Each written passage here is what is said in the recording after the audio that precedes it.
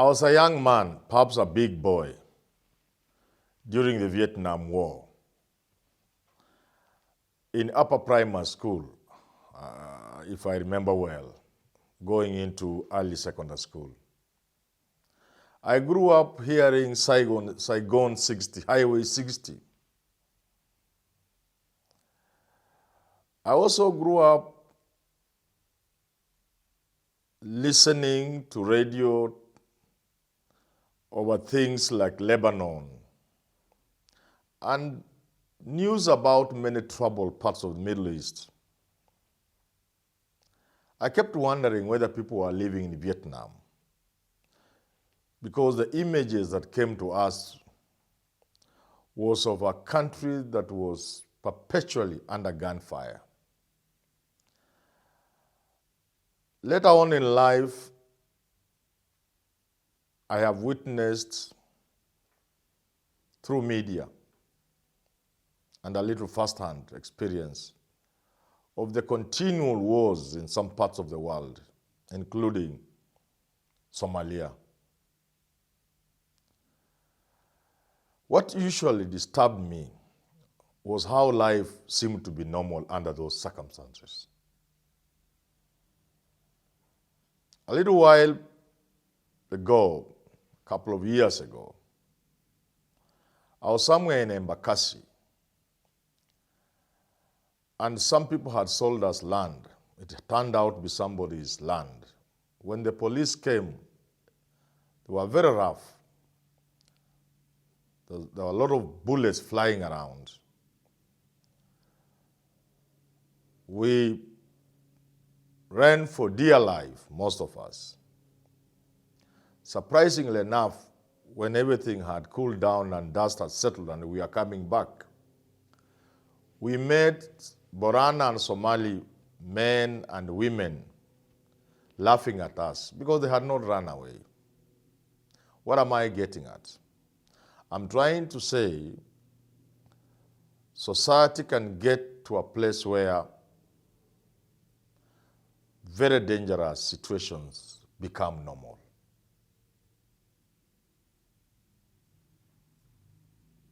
There are people in this world who have had gunfire so that a family will continue with their breakfast even as the next block is going down with a bomb. My dear Kenyans, let us not get there. As I witness young men and increasingly young women engaging the police in a manner hitherto unimagined, as I see young men returning tear gas canisters to the police, as like you, I look at that viral video where a young girl is dancing before the police in riot gear. As I see the rough engagement between the police and the young people, I get wondering, where are we heading? And therefore today, I produce this video to warn all of us to be careful not to normalize situations like those. A society is as safe and as good as the obedience of its citizens for the laws of the land. The moment the citizens of a country begin to normalize disobedience and breaking of law, you don't have a country. You cannot have a civil society, a normal society, where it is normal for people to disobey law and break laws and challenge the police. The moment the police lose their power as the enforcers of law, that is the moment you have lost your country. The moment a country gets to a point where disturbances overwhelm the police, that country is about to go down. Where the police will need reinforcement from crack units like GSU, that country is about to go down. Where in handling disturbances, a breakdown in law and order, the police and the government indeed will use unorthodox means, like I've witnessed, unmarked cars, police not in uniform. We are courting disaster. But back to my main concern, namely, that when it becomes normal for the people of any country in the world to have their breakfast when bullets are flying around.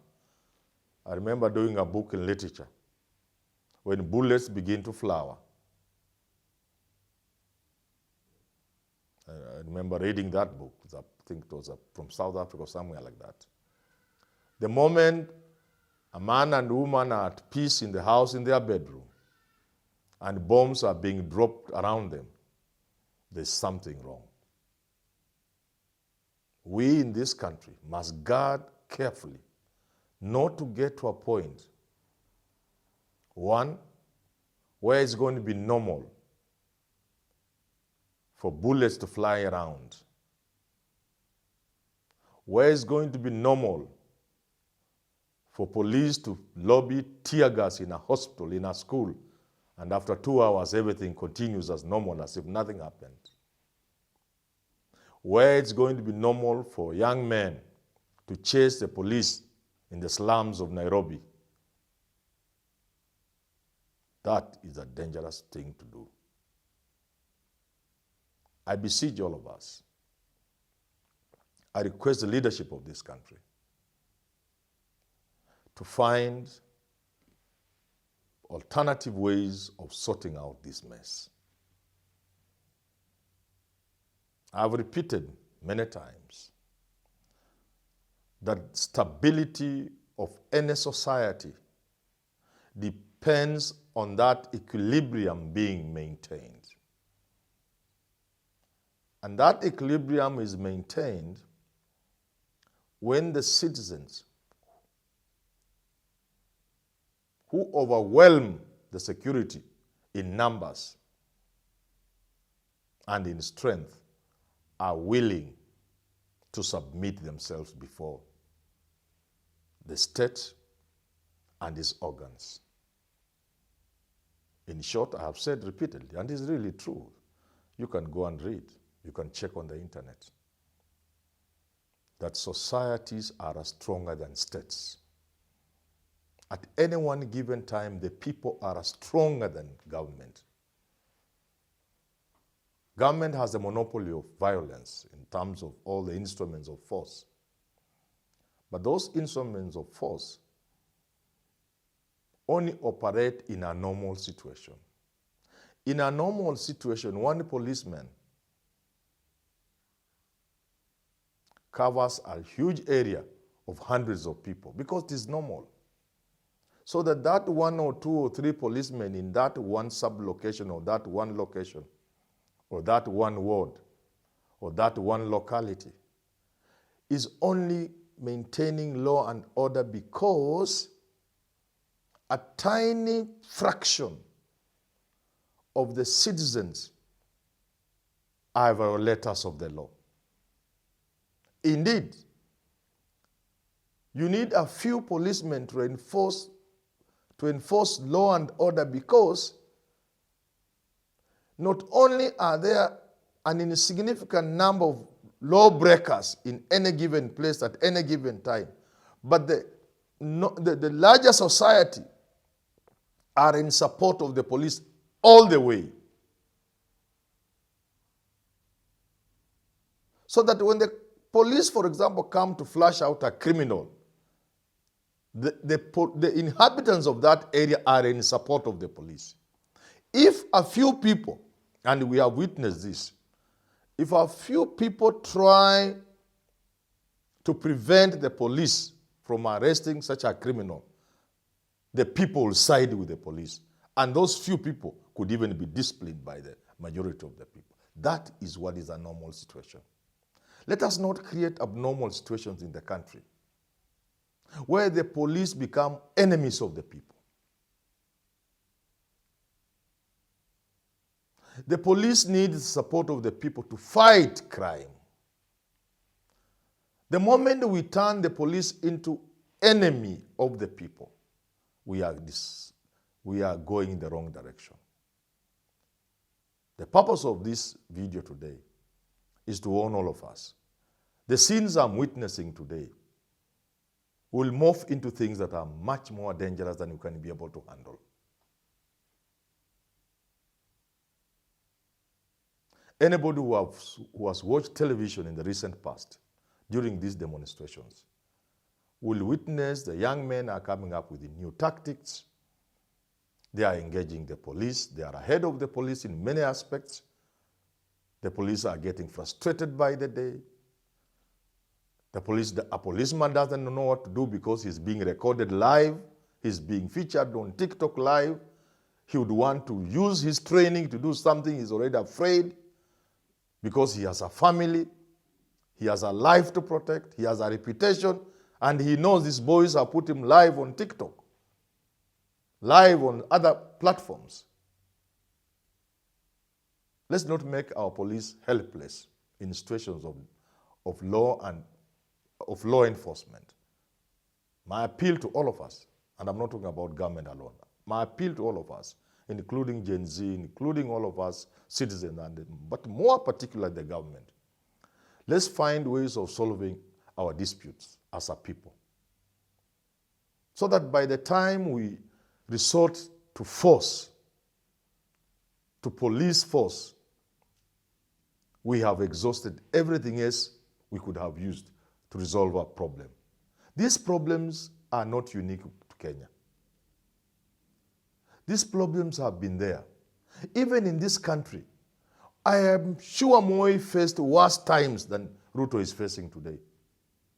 I'm not saying his approach was better than today, but he lived and acted 30 or so years ago. Times have changed. We need to change tact, and that's my advice to government. Simple message. Let's change the way we do these things. Let's play this game differently. Let's engage ourselves as citizens, because what I'm seeing portends danger for the country. We need the police to be the police. We need the citizens to submit themselves before law.